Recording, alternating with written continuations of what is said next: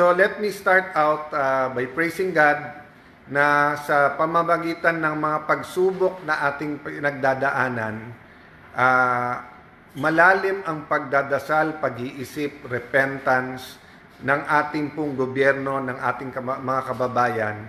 For example po, dahil sa flood control scandal at parati itong paulit-ulit na binabanggit, kahit ang ating Pangulo, inuna po ito sa SONA kahapon, ibig sabihin po, ito'y top of mind. So, ang nangyayari po, everyone is praying. Sana, Lord, magbago Pilipinas. Sana may accountability. Sana lahat lumabas.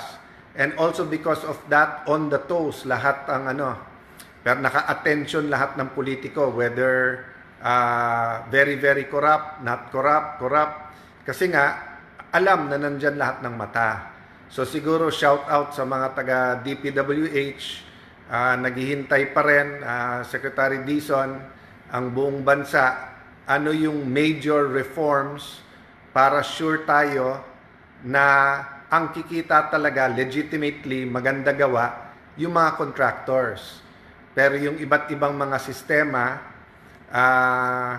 na 15, 20, 30% ghost ay mawala.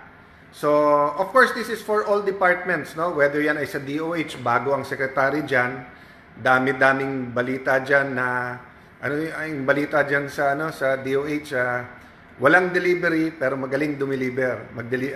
Walang mga deliveries pero magaling mag-deliver. Yung walang mga deliveries, ibig sabihin po, katulad sa pagbibili ng mga gamot, bakuna, yung flu shots, delay o wala, hindi ko naman alam kung ano ibig sabihin nilang magaling mag-deliver. No? Kasi usually, pag sinabi magaling mag-deliver, ibig sabihin, you get the job done. Di ba? Corruption is in our culture, that's why we have to change that. So I praise God na ginagamit niya ang mga struggles ng ating bansa ngayon. Yun nga lang po, so while we're praising God, we're asking Him for mercy kasi as usual po, ang tinatamaan yung pinakamaliit, di ba? So, for example, pagtaas ng presyo ng langis, lahat umaaray, pero syempre, yung oil companies kumikita, pero yung ating pong tricycle drivers, jeepney drivers, ang ating pong mga may negosyo na, let's say, yung mga naghahatid ng gulay galing po sa La Trinidad, apektado sila, no? So, it's a special day then because we want to say happy birthday, Senator Kuya Dante Marcoleta. Miss na miss ka na namin dito sa Senado. Di mo man lang naumpisahan yung impeachment process, no? Assalamualaikum sa ating mga kapatid, sa lahat po, kung ano man religion nyo, nagpapaabot kayo na pinagdadasal nyo kami. Thank you po. Ruth Espia. Yan ang Espia na gusto natin. E.G. Bart, Zenith Gonzaga, Hasley Garcia, Juan Pano, laban. Yes, laban po. Iba't ibang paraan po ng paglaban, ha. Yung minsan quiet tayo pero nagre-research, nagdadasal. Yung pong minsan more paperwork. Yung minsan going to other areas, magkaroon ng forum. Siyempre may protest rallies. Of course, napakalaking bagay sa atin ng social media. At kayo lahat, I really pray that the Lord Holy Spirit will really touch all of you, all of us. At talagang mas maintindihan natin na nangyayari. Romel, maayong hapon, maayong gabi sa inyong tanan dyan sa Davao City. Ayan, mga taga-California, nanonood din daw. Mga taga-Polomonok, shout out sa mga taga-South Cotabato. At saka syempre po yung sunod-sunod tinatamaan ng iba't ibang mga linog o mga earthquake. Praying for you po. Andy Borja Bianes. Sabi niya dun sa nagko-comment, wag na manood. Actually, nagtataka nga ako sa ganon, di ba? Kasi wala naman nagpipilit na manood ka ng Facebook na may Facebook or YouTube na may YouTube. Pero minsan may Shane, alaykum assalam sa iyo. Nagtataka ako nga bakit yung iban manunood para mang-buisit lang. Hindi naman tayo nabubuisit because open naman to sa lahat, no? So, shout out kay Senator Marcoleta. Alam ko naman hindi siya nakakapanood. Siguro kung may bibisita sa kanya, pakikamusta kami. But nag-react si Auntie Claire at mag-ano lang ako, no? Rejoinder lang. Pumalag siya na tinawag kong political prisoner. Bakit ko po tinawag na political prisoner? And it's a democracy, no? Malaya naman tayo mag-discuss. Okay. I have faith in our justice system. Abogado ko. So whether yan ay Supreme Court, CA, Court of Tax Appeals, yan po ay Sandigan Bayan, yan po ay mga piskalya under the DOJ. Ako'y naniniwala sa system of justice natin. It's not perfect. We're here as officers of the court. We should protect, we should encourage, we should make it stronger. Ang sinasabi ko po, lahat po na weaponize. So, si Senator Jinggoy, hindi ko na ulitin yung napakarami ko nang sinabi. Siya na magsasabi sa inyo, sabi niya, sa tamang panahon, ilalabas niya yung ebidensya na yun nga na kung sumama siya sa kabilang side o sa administrasyon, hindi na dapat siya nakulong. O si Senator Marcoleta, nagkakaisa naman po tayong lahat siguro, karamihan sa atin, karamihan ng lawyers, na paano naging plunder yung donation sa eleksyon. Nung isang araw, kinikwento ko nga sa mga kaibigan ko, talagang, alam mo, hindi kami nagkakausap ni Mike Defensor. Nagkita kami sa hearing, pero taon din, hindi kami, minsan to common friends, kamusta kayo, ganyan, pero hindi kami nagkakausap, no? Madalas kami magkausap nung speaker pa ako, and then yung last, hanggang 2022, after that, you know, busy siya, busy ako, may kanya-kanyang mga gawain, lugar. But sabi ko nga, nung kinulong siya, bakit plunder din yung sa kanya? Let me explain that to you guys. So for example, may kandidato, wala pang campaign period. Iikot sa buong Pilipinas. 1 million kayo na nag-donate ng 50 pesos para yung sa pangmerienda niya, pamasahe, etc. So plunder ba yon? Tapos lahat na nagbigay ng 50 pesos, plunder yon. So di ba, meron din po tumakbo, palugaw. Okay po yung lugaw.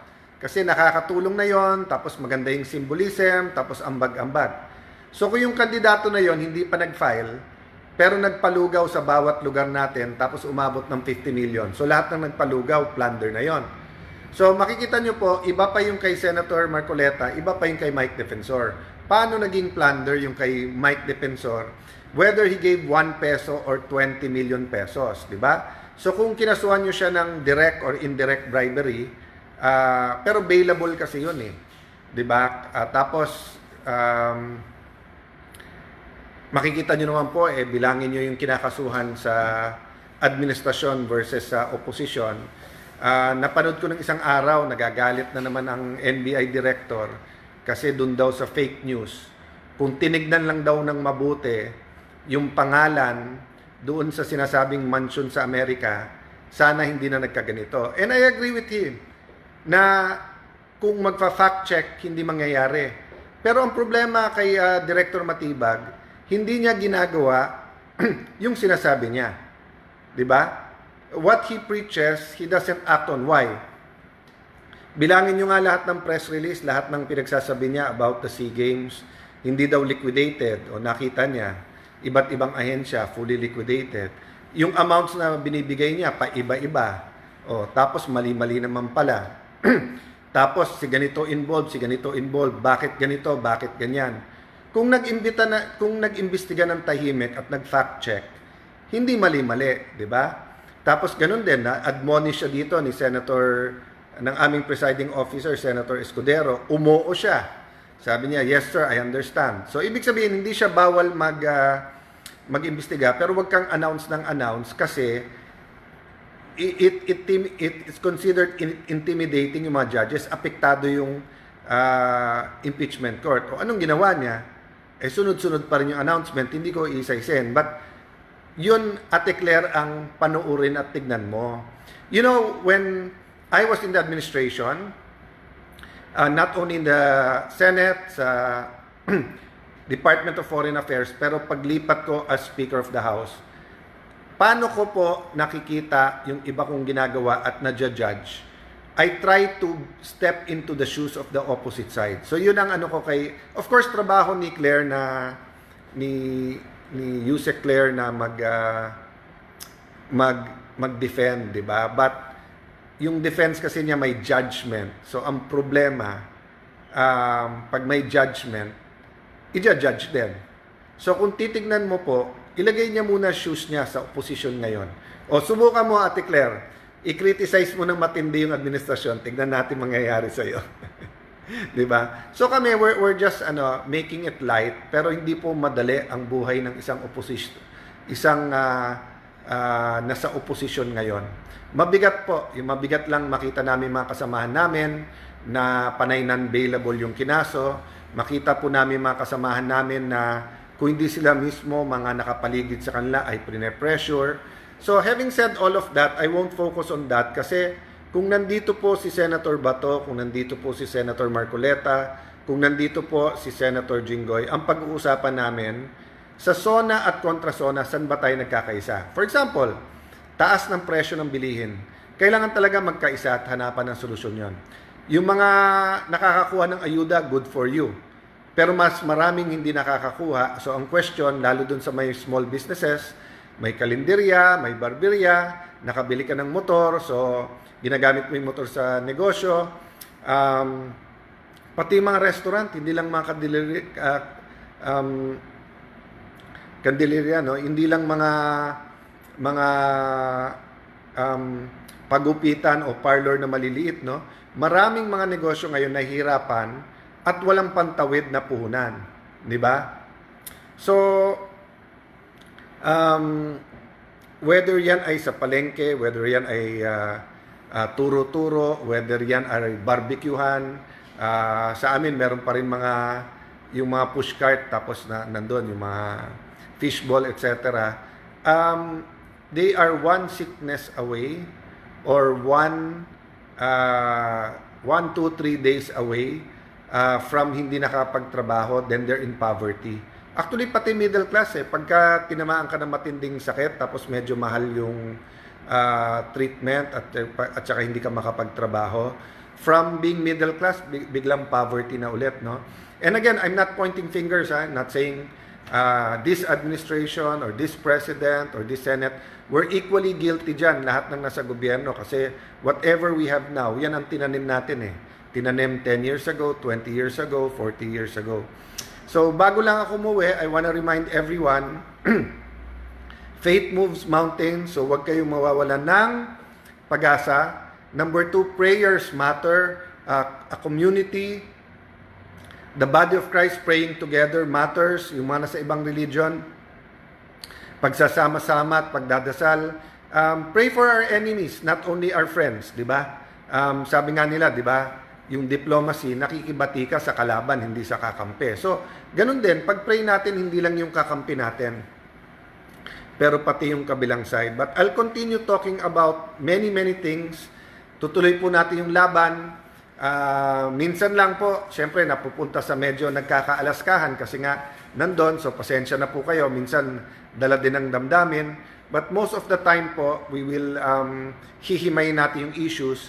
But sabi ko nga sa inyo, Monday to Wednesday, pinipilit ko na less political kasi nasa impeachment tayo. So, Cheche Bihag, Ramos Gelay, Daisy Hill Country, yan, E.G. Bart, Lizelle Mansueto, magandang gabi sa inyo. Kalahati pa lang ng linggo, mag-post din kayo kung anong gusto natin topic, no? But yun nga, nagkakaroon ng consensus dito. Nag-uusap din kami ng majority at we're trying to build bridges kasi hindi namin mapapasa yung mga dapat mapasa kung walang sistema pagkakaisa. So yung taas ng presyo ng kuryente, yun nga, yung tinutulak ko po, yung anti-stunting, yung tulong po sa buntis or yung first 1,000 days, di ba, sa pagkabuntis hanggang pinanganak. Tama ka, dahil yan, Dizon, God is watching. Siguro yan po ang itali natin sa integrity. Ang meaning ng integrity is doing the same thing even if no one is watching. So, let's remember, God is always watching. Thank you, Cedric Fardo. It means much to me, everyone na nagpapayag ng support. Henry Gonzalez, maraming nanonood, sabi yung ibang senador na to, prosecution senator judge. Yung iba nanonood, depends, ganyan, di ba? So, look at the issues, matagal pa to, pray for everyone, Ganyan talaga sa mga impeachment, but you never know kung ano talaga ang saloobin ng bawat isang senator judge. Salamat sa lahat ng Tagigenyo, sa mga nagmamahal sa Taguig, sa mga pupunta sa Taguig. I will just keep telling you guys, no? To my knowledge, walang malalaking anomalya dyan. It's unfair na i-compare tayo dun sa nangyari sa Bulacan, but I believe time and the truth will bear us out, di ba? So, maniwala lang tayo sa proseso. Thank you, Dupac Ace. Ingat pa uwi. Actually, nagte-text na si Lani. Tinitignan ko lang kung marami pa rin siyang lakad.